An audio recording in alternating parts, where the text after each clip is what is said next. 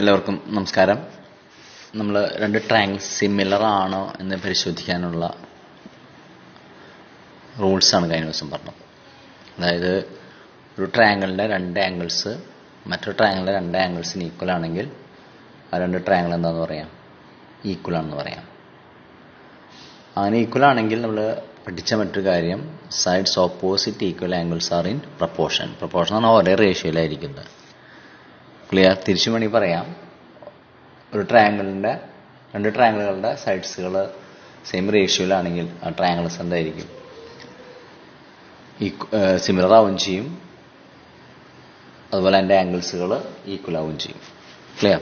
എന്ന് വെച്ചുള്ള ഒരു പ്രോബ്ലം തരാം. പ്രോബ്ലം ഇതാണ്.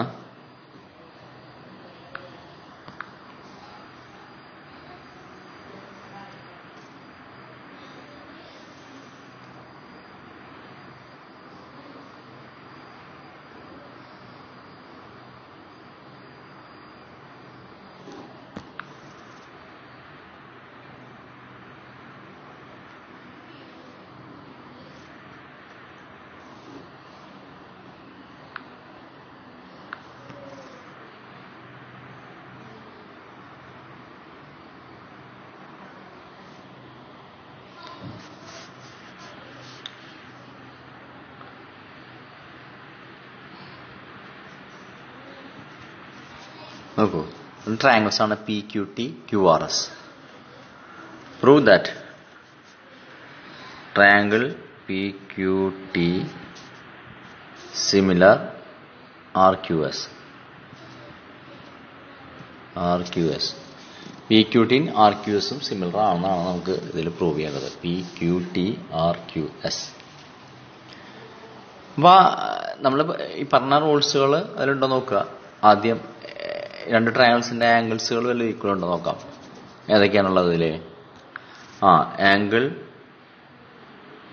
T P Q equals T P Q is equal to S R Q. Angle S R Q, T P Q equal angle S R Q. പിന്നെ ഏതാങ്കിളായിരിക്കില്ല നമുക്ക് equal ആയിട്ട് കിട്ടുന്നത്? ഇതാ angle T Q P. Angle T Q P equals angle R Q S. അതിന് കാരണം എന്താ? Opposite angle അല്ലേ? Opposite angles, vertically opposite angles equal അല്ലേ അത്? നോക്കൂ, അപ്പൊ ഈ രണ്ട് ട്രയാങ്കിളിൽ രണ്ട് ആംഗിൾസ് ഈക്വൽ ആയി കഴിഞ്ഞു. അപ്പൊ നമുക്ക് എന്ത് പറയാം? രണ്ട് ട്രയാങ്കിൾ എന്താന്ന് പറയാം? therefore two triangles are similar. അപ്പൊ നമുക്ക് എങ്ങനെ എഴുതാം? therefore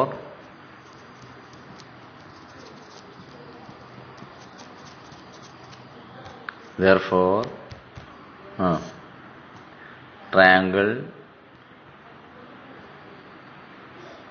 P T Q similar ഈ ചിഹ്നമുണ്ട്. അങ്ങനെ similar triangle R S Q അല്ലേ? ട്രയാങ്കിൾ ആർ എസ് ക്യു ഉണ്ടോ? സിമിലർ എന്ന് പറഞ്ഞു. ഇനി സിമിലർ എന്ന് പറഞ്ഞാൽ ഇതിന്റെ ഈ ആംഗിൾസിന്റെ ഓപ്പോസിറ്റ് സൈഡ്സ് പ്രൊപ്പോർഷനിലാണെന്ന് പഠിപ്പിച്ചത്. എങ്ങനെ എഴുതുക എന്നുള്ളത് ഒന്നുകൂടി പറയാം. ഇനിയാണ് എഴുതുക, sides opposite equal angles are in proportion.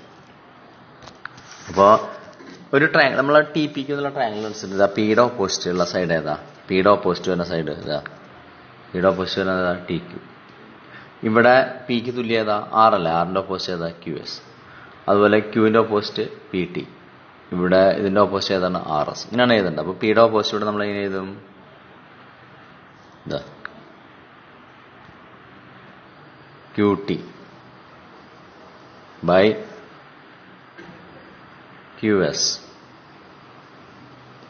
പിന്നെ ക്യൂവിന്റെ ഓപ്പോസിറ്റ് ഏതാണ്? P T by R S equal to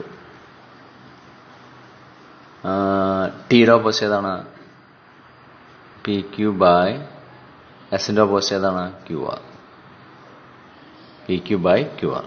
ഇങ്ങനെയാണ് നമ്മളത് എഴുതേണ്ടത്. ഇത്രയാണ് ഇതിലും ശരിക്കും നമ്മൾ പഠിക്കേണ്ടത്. അപ്പൊ സൈഡ്സുകൾ എന്താണ്? സൈഡ്സുകൾ QT/QS,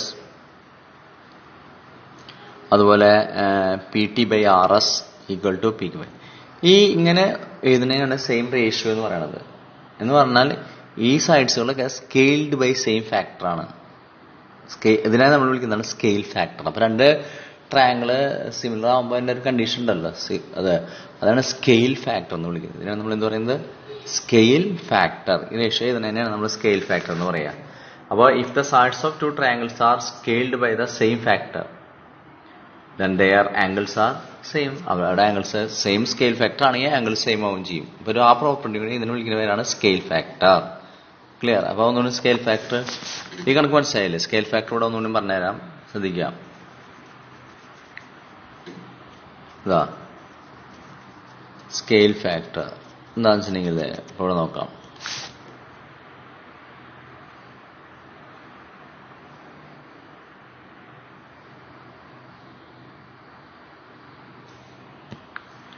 PQR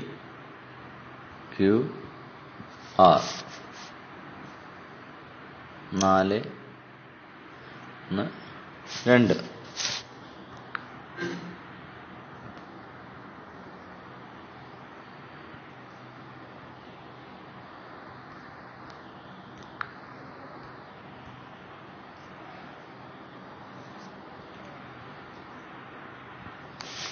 നോക്കാം.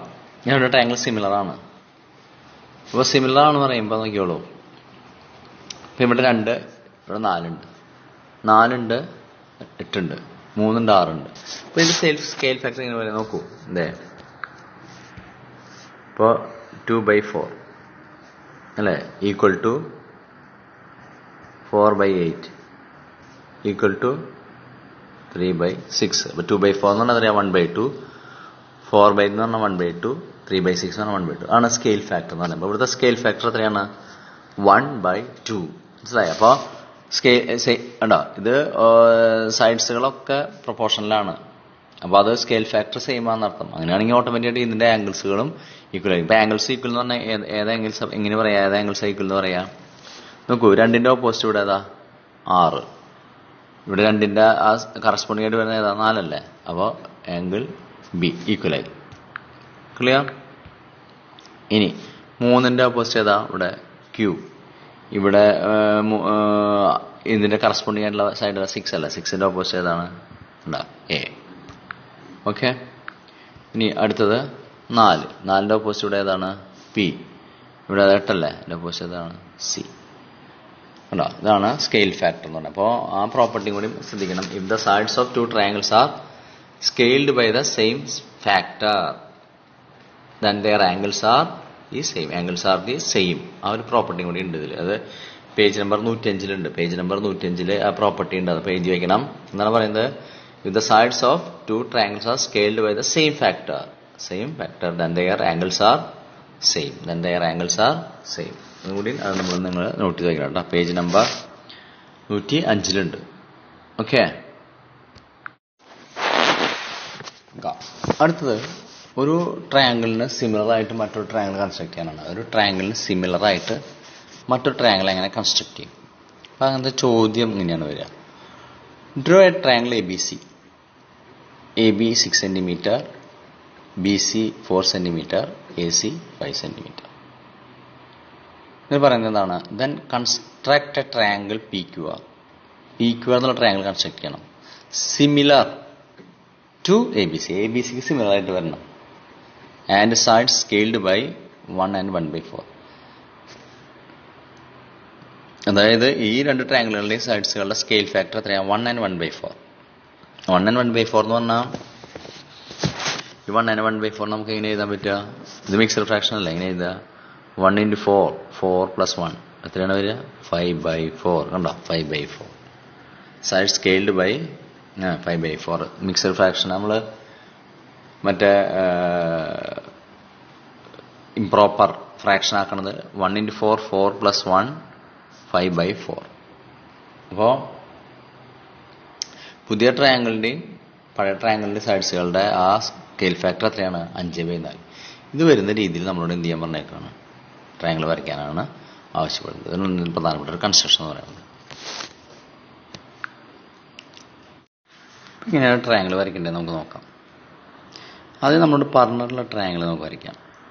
അത് കോമ്പസ് ഉപയോഗിച്ച് വരയ്ക്കാം. എ ബി ആദ്യം വരച്ചു. എത്ര 6 സെന്റിമീറ്റർ. പിന്നെ ബി സി 4 അല്ലേ, കോമ്പസ് നമ്മൾ ബിയിൽ കുത്തണം, 4 എടുക്കണം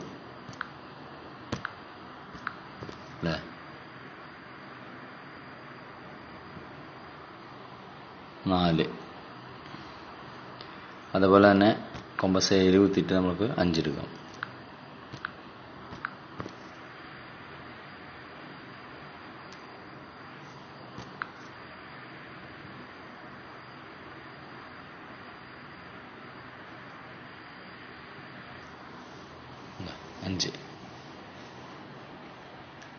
ക്ലിയർ? ഇതാണ് ആദ്യം ചെയ്യേണ്ട കേസ്. നമ്മൾ സാധാരണ വരയ്ക്കുന്ന പോലെ തന്നെ കോമ്പസ് ഉപയോഗിച്ച് വരയ്ക്കാം.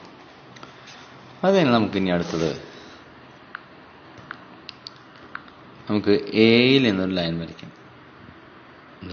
മറ്റേത് വരച്ച പോലെ, പെയർ ലൈൻസ് വരച്ച പോലെ എയിൽ നിന്ന് നമുക്കൊരു ലൈൻ വരയ്ക്കാം. നമ്മുടെ സ്കെയിൽ ഫാക്ടർ എന്ന് പറയുന്നത് എത്ര? 5/4 അല്ലേ. 5/4 എന്ന് പറഞ്ഞാൽ അതിൽ 5 4 അതിലേറ്റവും വലുത് എത്രയാണ്? 5. അപ്പോൾ തന്നിട്ടുള്ള ലൈനിനെ, ഇപ്പോൾ വരച്ച ലൈനിനെ നമ്മൾ 5 ഈക്വൽ പാർട്സ് ആക്കുക. കോമ്പസ് ഉപയോഗിച്ച് 5 ഈക്വൽ പാർട്സ്. അപ്പോൾ 5 ഈക്വൽ പാർട്സ് ആക്കുമ്പോൾ അതെ 1 2 3 4 5 ഉണ്ടോ? 5 ഈക്വൽ പാർട്സ് ആക്കി. മണി ഡി എന്ന് കൊടുക്കാം.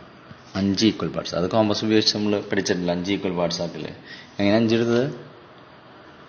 5/4 സ്കെയിൽ ഫാക്ടർ, അതിലത്തെ വലുത്. ക്ലിയർ? 5/4. അതാണ് അടുത്ത സ്റ്റെപ്പ്. ഇനി അടുത്ത സ്റ്റെപ്പിൽ നമ്മൾ എന്താ ചെയ്യേണ്ടതെന്ന് വെച്ചിട്ടുണ്ടെങ്കിൽ ഇതിലത്തെ ചെറുത് ഏതാ? 4. അതായത് ഇവിടെ നിന്ന് എണ്ണുമ്പോൾ 1 2 3 4 അല്ലേ. ഇത് നമ്മൾ ബിയിലേക്ക് നമ്മൾ യോജിപ്പിക്കാം. ബിയിലേക്ക് യോജിപ്പിക്കാം. വായിക്കാം. അതെ, ബിയിലേക്ക് യോജിപ്പിച്ചു. ക്ലിയർ?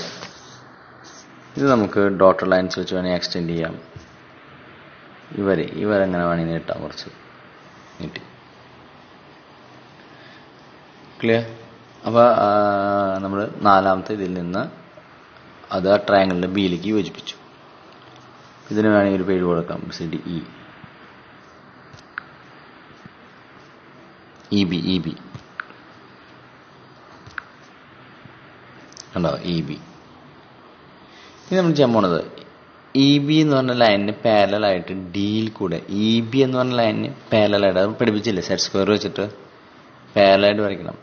സെറ്റ് സ്ക്വയർ ഉപയോഗിച്ചിട്ട് നമ്മൾ സെറ്റ് സ്ക്വയർ വെച്ചിട്ട് പഠിപ്പിച്ചിട്ടുണ്ട്. അപ്പോൾ EB എന്ന ലൈനിന് ഡിയിൽ കൂടെ പാരലായിട്ട് വരയ്ക്കുക. ഇതാ ഡിയിൽ കൂടെ സെറ്റ് സ്ക്വയർ ഉപയോഗിച്ചിട്ട് സെറ്റ് സ്ക്വയർ ഉപയോഗിച്ചിട്ട് ഇതേ ഒരു ലൈനിന് പാരലൽ ലൈൻസ് വരയ്ക്കാൻ പഠിപ്പിച്ചിട്ടുണ്ട് സെറ്റ് സ്ക്വയർ ഉപയോഗിച്ചിട്ട്. അപ്പോൾ സെറ്റ് സ്ക്വയർ നമ്മൾ ഈ EB എന്ന് പറഞ്ഞ ലൈനിൽ വരയ്ക്കുക. അതിന് കറസ്പോണ്ടിങ് നമ്മൾ സ്കെയിൽ വെച്ചിട്ട് സാവധാനം നീക്കിയിട്ട് വരയ്ക്കാൻ പഠിപ്പിച്ചിട്ടുണ്ട്. അപ്പോൾ EBക്ക് പാരലായിട്ട് ഡിയിൽ കൂടെ വരച്ചു.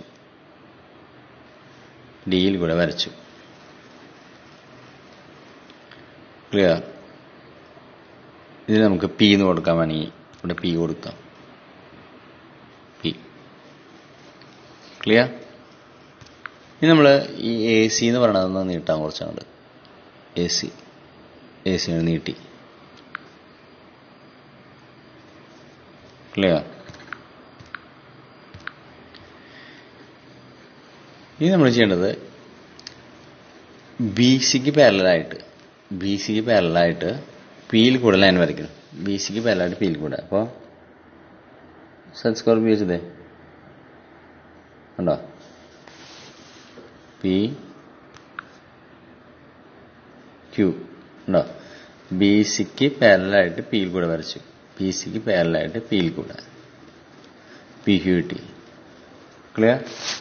അപ്പോൾ ശരിക്കും നമ്മളോട് വരയ്ക്കാൻ പറഞ്ഞ ട്രയാങ്കിൾ PQ, ഇതാണ് നമ്മുടെ വരയ്ക്കാൻ പറഞ്ഞ ട്രയാങ്കിൾ PQR ഉണ്ടോ? ABC ആയിരുന്നത് നമ്മുടെ ആദ്യത്തെ ട്രയാങ്കിൾ ആയിരുന്നത്. ഇത്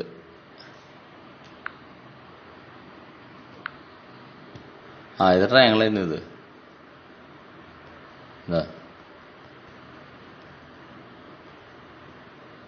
ഇത് ട്രയാങ്കിൾ ആയിരുന്നു.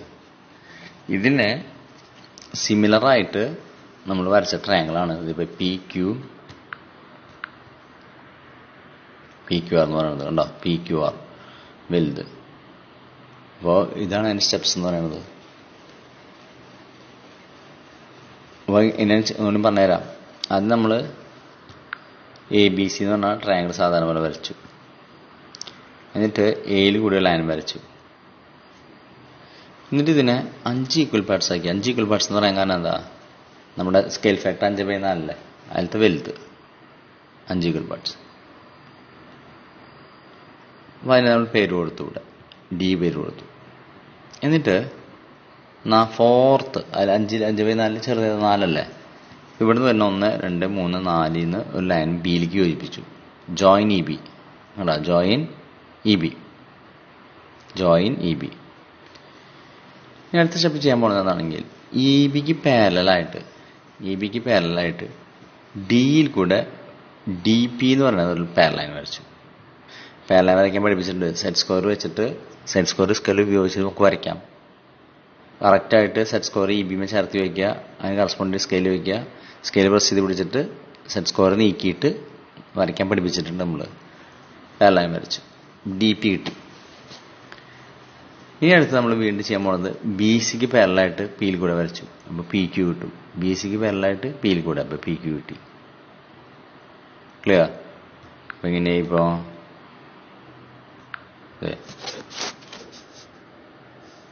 ഉണ്ടോ, ഇതാണ് നമ്മുടെ വരയ്ക്കാൻ ആവശ്യപ്പെട്ട ട്രയാങ്കിൾ PQR എന്ന് പറയുന്നത്. കണ്ടോ, PQR എന്ന് പറഞ്ഞ ട്രയാങ്കിളാണ് നമ്മൾ വരയ്ക്കാൻ ആവശ്യപ്പെട്ടിരുന്നത്. അപ്പോൾ മറ്റേ 5/4 ആയതുകൊണ്ട് തന്നുള്ള ട്രയാങ്കിളുകളും വലിപ്പം കൂടുതലായിരിക്കും. പക്ഷെ അതിൻ്റെ ആംഗിൾസും സൈഡ്സും ഒക്കെ കറസ്പോണ്ടിങ് ആയിരിക്കും. അത് സ്കെയിൽ ഫാക്ടർ എത്രയാണ്, 5/4 5/4. ക്ലിയർ? അപ്പോൾ ഇത് വൃത്തിയായിട്ട് വരയ്ക്കുക, മനസ്സിലാക്കി വരയ്ക്കുക, പാരലൈൻസ് കറക്റ്റ് വരയ്ക്കുക. ഓക്കെ, എന്നിട്ട് എനിക്ക് അയച്ചു തരണം.